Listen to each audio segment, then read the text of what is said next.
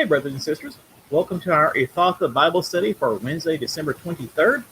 I hope the day finds you well. It is gorgeous and sunny here in Mountain City, kind of cold. Sadly, that apparently is going to change. We are expected to have bitterly cold weather and rain changing to snow or ice, which is worse, tomorrow evening. So if you see this today here on Wednesday, know that our Christmas Eve service tomorrow has coffee makers making all sorts of rackets. Sorry. Our Christmas Eve service has been moved to an online service. We'll be here and I'll be broadcasting it streaming it online at 5 o'clock tomorrow. But we won't have a service in the sanctuary. So that's so everybody can stay home and stay safe, stay off the roads, and be warm and safe and celebrate there. And having said that, I probably need to change my description on the pages too. If you want to have a candle and bread and grape juice, we can celebrate communion and a candlelighting service even remotely. We'll go ahead and do that on the live stream. So if you can get your bread, grape juice, and a candle ready, we can still have our communion and our service of light, even if we are physically separated. So I hope that's well. But oh goodness, twas the day before Christmas, and all through the house, every creature was stirring, even the mouse. It's been a nutty kind of day, couple of days around here getting everything ready. But that's the nature of the Christmas season in church, and that's okay. It's a fun and joyous kind of chaos. And in that vein, I want to share with you my mug. Turn it the right way. There we go. This is a Christmas mug. It says Mary on the back. And it comes with a spoon. I assume you're going to stir your coffee or your cream, your hot chocolate or something with it. This was a gift from a church about 10 years ago. And so I thought we'd get in the Christmas spirit and have a lovely Christmas coffee mug and some Christmas coffee even. Early Christmas gift from my beloved. Thank you, sweetie. The coffee is good. It's a fair trade peace coffee. So that's awesome. Oh, hey, Sue. Sue is in the house, and I want to say welcome. So I hope you and Jack are doing well. And stay safe there in the holler. So it's good. I'm glad you're here. Well, today we're continuing on in Exodus. We're going to look at Exodus chapter 19. This is right before God gives the law to Moses to give to the people. We may start into that, but we're probably going to spend a couple of days looking at the law of Moses, or the law of God given to Moses. But we always call it the law of Moses anyway. And so we'll spend some time with that. But we need to get to that point. We need to get our preparations. And not coincidentally, that is the theme of today is God telling the Israelites to get ready. So we are in Exodus chapter 19, beginning in verse 1. At the third new moon, after the Israelites had gone out of the land of Egypt, on that very day, they came into the wilderness of Sinai. They had journeyed from Rephidim, entered the wilderness of Sinai, and camped in the wilderness. Israel camped there in front of the mountain. Then Moses went up to God. The Lord called to him from the mountain, saying, "Thus you shall say to the house of Jacob, and tell the Israelites, you have seen what I did to the Egyptians, and how I bore you on eagle's wings, and brought you to myself. Now therefore, if you obey my voice, and keep my covenant, you shall be my treasured possession out of all the peoples. Indeed, the whole earth is mine, but you shall be for me a priestly kingdom and a holy nation. These are the words you shall speak to the Israelites." So God is reminding the people of God that they will be his special possession, special treasure among all the peoples and all the things of earth. And God rightly says, everything is mine anyway, but you'll be my special one. And as a response to that, God expects the people of God to, act like the people of God, to be obedient, to keep God's laws and commandments, to do what he says, basically. Okay. 7. So Moses came, some of the elders of the people, and set before them all the words the Lord had commanded him. The people all answered as one, "Everything the Lord has spoken, we will do." Moses reported the words of the people to the Lord. Then the Lord said to Moses, "I'm going to come to you in a dense cloud, in order that the people may hear when I speak to you, and so trust you ever after." So the elders, and on behalf of the people of God, say, "Hey, we'll do what God says," and they had good intentions, but they really didn't do so hot in being obedient. But that's kind of our MO as people. And there is Bob. Hey, Bob from Gray. Hope that everyone is well and safe. Hope you are doing well as well, staying safe. So I appreciate your faithfulness always coming in. Thank you so much. So God knows us. I mean, God created us. God knows us. And so God knows that it will be good for the people of God, for the Israelites, to see Moses and God interacting, God giving instruction to Moses to give to the people, so that they will trust that when he says something, Moses says something from then on out, it will be God's instructions. They will trust that he is indeed giving them God's instructions. So our God is, it's very disrespectful to say our God is no dummy, but our God knows us and knows us well. He knows our wayward hearts. He knows our tendency to do our own thing and rationalize what we want. So when Moses starts giving the people hard instructions, things they don't really want to do, they'd rather do something else. God wants them to know that Moses is indeed speaking for him. And otherwise, it'd be easy for us to rationalize and say, "Oh, that's just Moses. I'm sure God didn't quite say it like that. I'm sure God didn't say that." Where have we heard that? Back in Genesis, in the Garden of Eden, perhaps? Yeah, that voice saying, "I'm sure God didn't really say that thing you don't really want to do anyway." That kind of self-will, that kind of wanting to do it our own way, that kind of stubbornness, that's very much part of the human condition. God knows it. I don't think God doesn't like it, but God deals with it. And so we've got to fight against it as well. So anyway, all right. So second half of verse 9. When Moses had told the words of the people to the Lord said to Moses, "Go to the people and consecrate them today and tomorrow. Have them wash their clothes and prepare for the third day, because on the third day the Lord will come down upon Mount Sinai in the sight of all the people. You shall set limits for the people all around, saying, 'Be careful not to go up the mountain or touch the edge of it. Any who touch the mountain shall be put to death. No hand shall touch them, but they shall be stoned or shot with arrows. Whether animal or human being, they shall not live. When the trumpet sounds a long blast, they may go up on the mountain.'" So stay off the mountain until you hear the trumpet, is what God is saying to the people. So consecrate the people, wash the clothes, take a bath, get ready. Now, God has been freely speaking to Moses. When God met Moses the first time, let me rephrase that. When Moses met God the first time, remember Moses was chasing after a lost sheep. I'm sure he smelled like sheep and sweat, and he was dirty and had been working all day and clambering up in the mountains on the rocks looking for this lost sheep. So he was dirty and smelly and in no fit state to meet the Almighty. Likewise, here at Christmas time, the Almighty came down and was born as a baby in a barn, laid in a manger.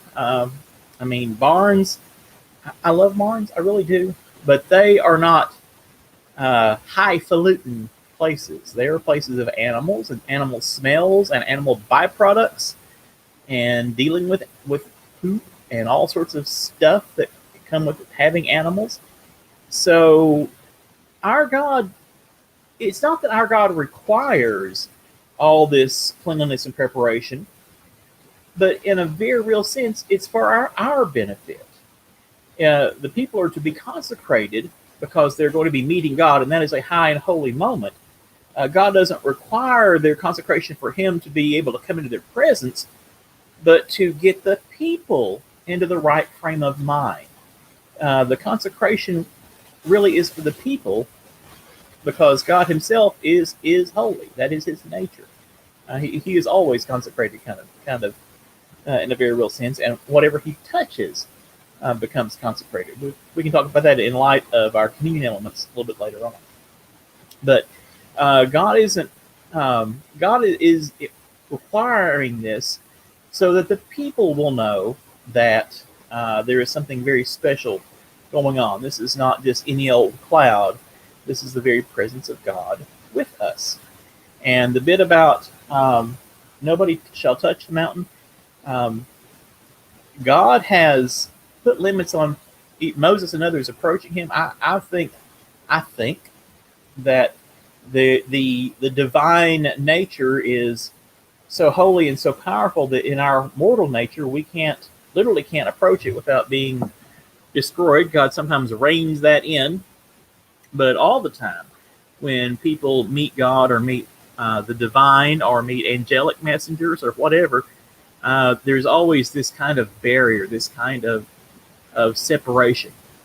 I think that's the mortal and mundane meeting the immortal and the divine. And so people who go into God's presence unwisely, I'm sure suffer consequences. And again, if these people say they're going to be faithful, to be God's people, to be obedient, when God says something, they need to do it. When God says something, we need to do it as well.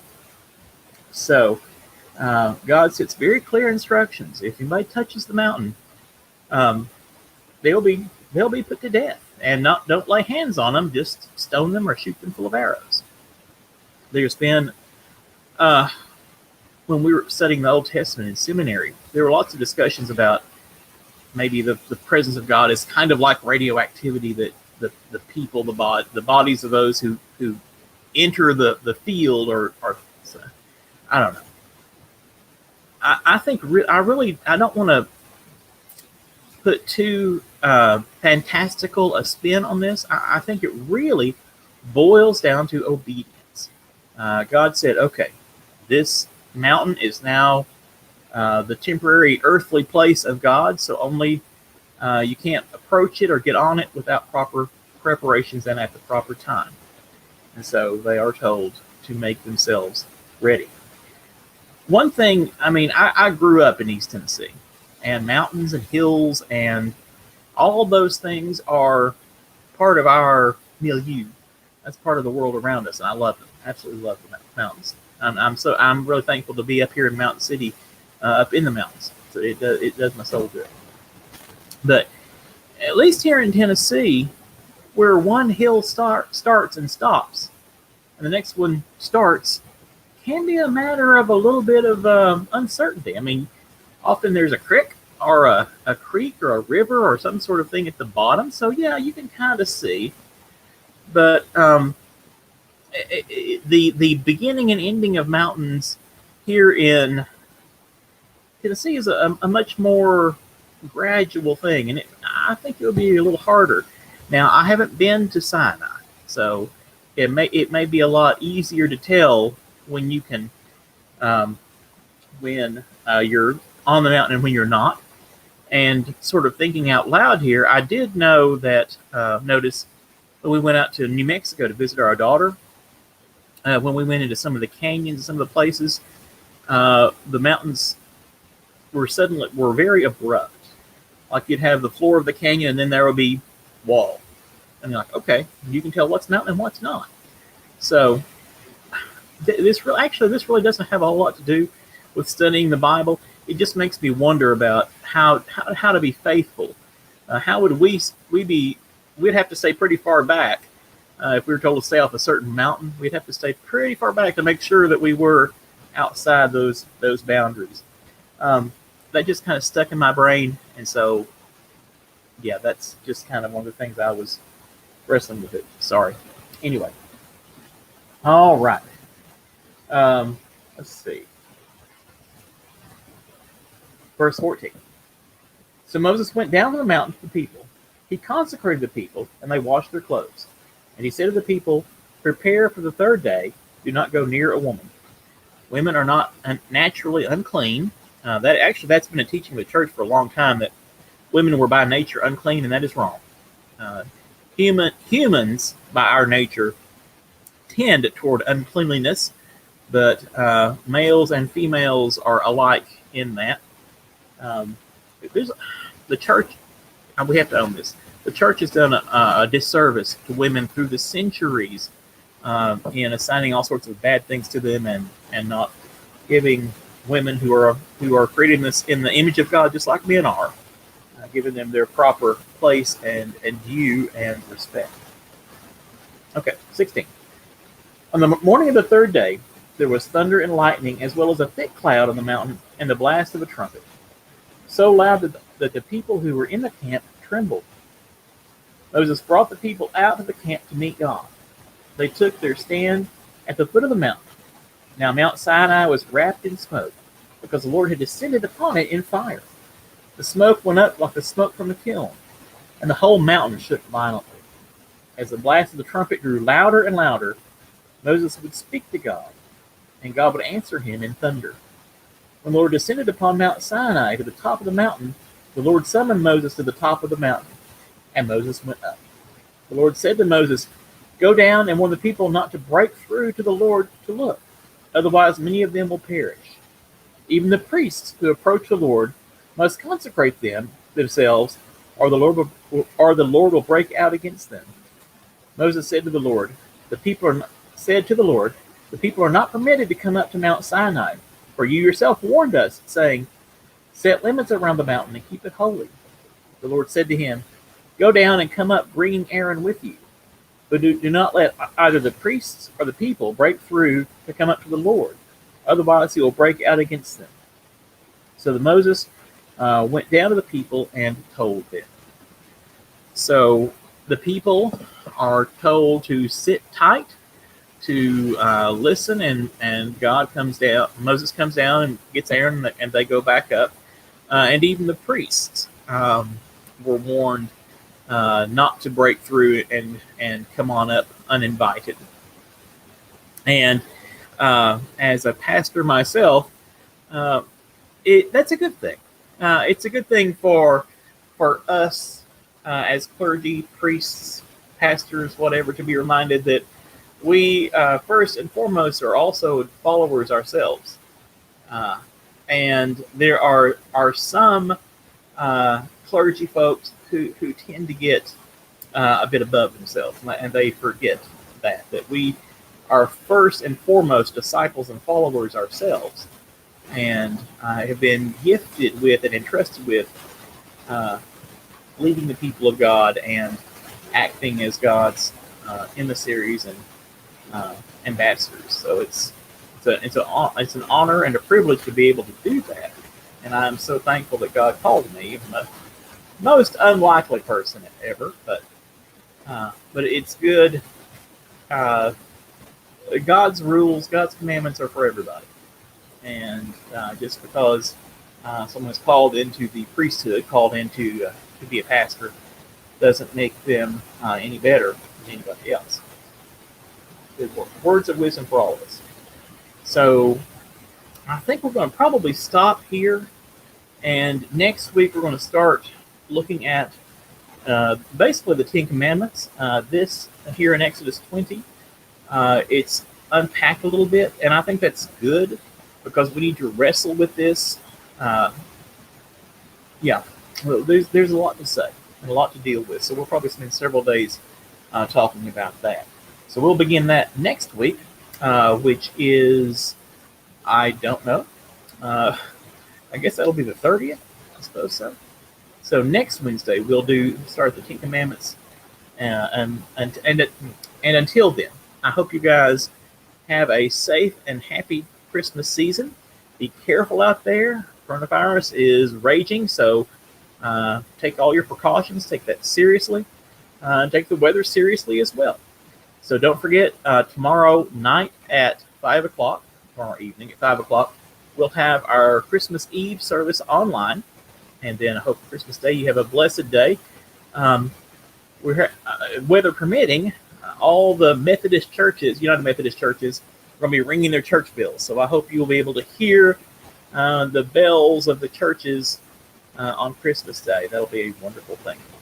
But you guys stay safe, stay warm, and we will see you next week. God bless.